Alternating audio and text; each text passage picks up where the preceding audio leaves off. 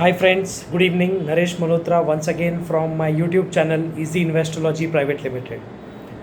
दोस्तों, अगर मैं आपसे कहूँ कि निफ्टी जो आज 15,700 के करीब है, ये आज से 2.5 साल बाद दिसंबर 2024 तक 25,000 पे होगा, सो क्या आप बिलीव करेंगे?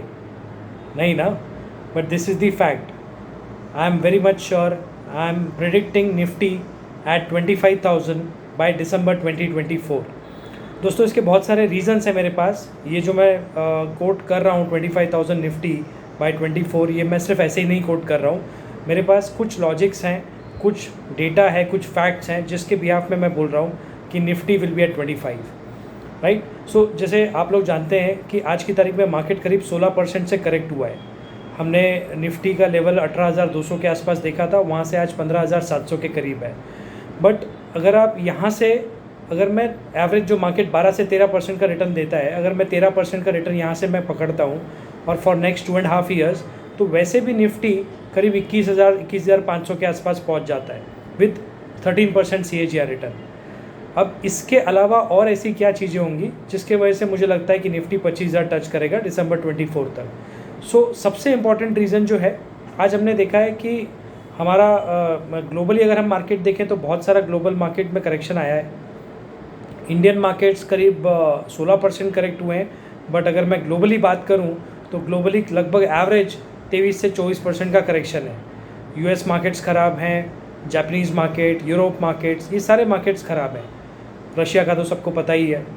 सो ये सारे रीजंस हैं जिसके से मार्केट टूटे हैं. बट हमारा मार्केट कंपैरेटिवली कम टूटा है और उसका सबसे बड़ा रीज़न ये है कि 12,500 करोड़ की SIP जो हर महीने मंथ ऑन मंथ हम और आप जैसे इन्वेस्टर इन्वेस्ट कर रहे हैं, जो डोमेस्टिक इन्वेस्टर इन्वेस्ट कर रहा है, इसके वजह से हमारा मार्केट ज़्यादा नहीं टूटा है.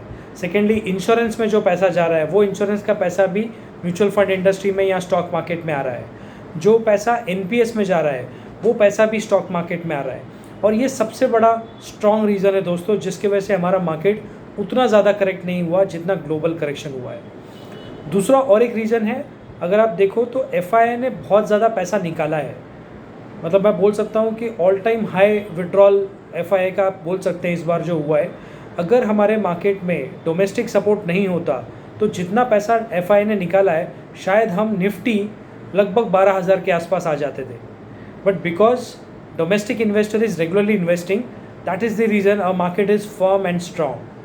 सो अगर आप डेटा देखें, लास्ट अगर 20 साल का मैं डेटा निकाल के देखता हूँ तो 20 साल में सिर्फ 4 बार ऐसा हुआ है जब FII ने पैसा निकाला है. अब FII पैसा कब निकालता है? ऑफकोर्स ग्लोबली जब सब कुछ ख़राब है, उसका अगर होम टाउन में मार्केट ख़राब चल रहे हैं और अगर उसको इंडियन मार्केट्स में प्रॉफिट मिल रहा है तो डेफिनेटली वो विड्रॉ करेगा.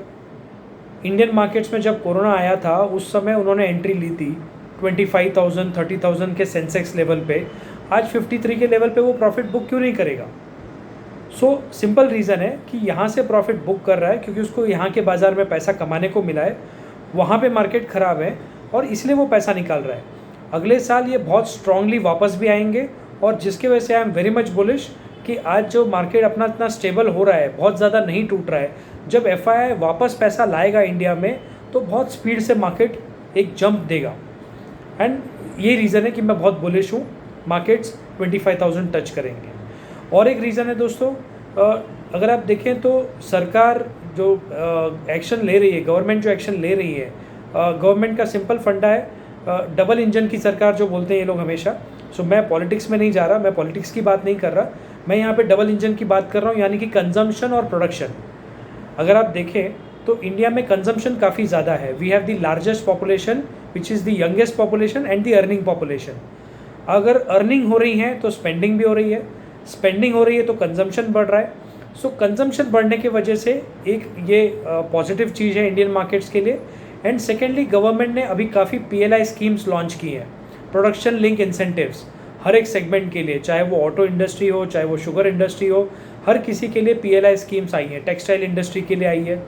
सो गवर्नमेंट का सिंपल फंडा है कि आप मैक्सिमम प्रोडक्शन करो, प्रोडक्शन करने के बाद में आप इंसेंटिव्स ले लो.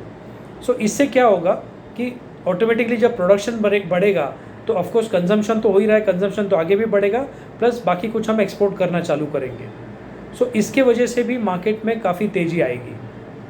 चौथा रीज़न है मेरा गवर्नमेंट का और एक फंडा है कि इंपोर्ट को डिक्रीज़ करो और एक्सपोर्ट को इंक्रीज़ करो। आज की तारीख में आप लोगों को पता है कि 3 चीज़ें ऐसी हैं जो हम बहुत ज़्यादा इंपोर्ट करते हैं। फर्स्ट ऑफ ऑल क्रूड, जो आज की तारीख में $118 पर बैरल चल रहा है। उसके अलावा गोल्ड, और थर्ड है कोल।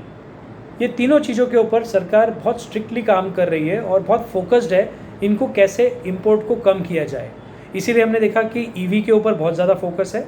गवर्नमेंट ईवी कार्स लाना चाहती है, जितना जल्दी हो सके लाना चाहती है, सो दैट हम ऑयल को कम करें, क्योंकि 44% जो क्रूड ऑयल आता है वो सिर्फ ट्रांसपोर्टेशन में जाता है। ये रीज़न है कि जिसके वजह से ईवी पे फोकस ज़्यादा है। हमने देखा है बहुत सारी बसेस ईवी हो चुकी हैं, काफ़ी कार्स ईवी में आना चालू हो चुकी हैं और अपग्रेड होती जा रही हैं। सो एक 5 साल में मुझे लगता है काफ़ी कार ईवी हो जाएंगी, जिसके वजह से पेट्रोल हमारा जो क्रूड ऑयल इंपोर्ट हो रहा है वो कम होगा। गोल्ड पे भी गवर्नमेंट इसी तरह से काम कर रही है, जहाँ पे पहले फिज़िकल गोल्ड जो हम इंपोर्ट करते थे, क्योंकि वो इंडिया में ज्वेलरी हमेशा से एक अट्रैक्शन रही है फीमेल्स के लिए या फिर ओवरऑल इंडियंस के लिए। सो गोल्ड को कम करने के लिए गवर्नमेंट बॉन्ड्स ला रही है, सोवरेन गोल्ड बॉन्ड्स ला रही है। ये बॉन्ड्स में गवर्नमेंट बोल रही है कि आप हमसे बॉन्ड ले लो instead of buying physical gold, जिसमें गवर्नमेंट आपको 2.5% का एडिशनल इंटरेस्ट भी देती है। सो ये सारे रीज़न है जिसके वजह से हमारे इंपोर्ट जो होंगे वो कम होते जाएंगे। और दूसरी तरफ से जैसे मैंने PLI स्कीम्स के बारे में बात किया, गवर्नमेंट सपोर्ट कर रही है एक्सपोर्ट्स बढ़ाने पे। तो जब एक्सपोर्ट्स बढ़ेगा और इंपोर्ट कम होगा, गवर्नमेंट के पास पैसा बचना चालू होगा, इंडिया के पास पैसा बचेगा, जिसके वजह से मार्केट में और तेज़ी आएगी। और एक रीज़न मुझे लगता है दोस्तों, स्टॉक प्राइस जो होता है हमेशा, it is always the slaves of earning. अगर स्टॉक की अर्निंग्स बढ़ रही है, अगर कंपनी के प्रॉफिट्स बढ़ रहे हैं, तो श्योर शॉट उसके स्टॉक प्राइस में वो दिखेगा, यानी कि मार्केट में वो मोमेंटम दिखेगा। आज अगर आप देखें तो हमारी कंपनी एवरेज 15 से 17% के रेंज में ग्रो कर रही है। अगर कंपनीज 15-17% से ग्रो करेंगी तो डेफिनेटली हमारा स्टॉक मार्केट भी 15-17% से ग्रो कर सकता है। ऑल दीज रीजन्स, इसके ऊपर लास्ट एक रीज़न और है, 2024 में इलेक्शन होंगे, जून के आसपास इलेक्शन के रिजल्ट्स आएंगे, और ये इतिहास गवाह है, जब भी इलेक्शन हुआ है, इलेक्शन के बाद में 3 से 6 महीने में मार्केट एक फिर ऑल टाइम हाई बनाता है। सो ये सारे रीजंस के बाद मैं बहुत श्योर हूँ, बहुत कॉन्फिडेंट हूँ, और मैं ये दावा करता हूँ कि Nifty will be at 25,000 by December 2024। दोस्तों, मेरा वीडियो कैसा लगा डेफिनेटली कमेंट कीजिए, इस वीडियो को शेयर कीजिए, लाइक कीजिए और सब्सक्राइब कीजिए। Thank you very much. Once again, Naresh Malhotra signing out from Easy Investology. Thank you.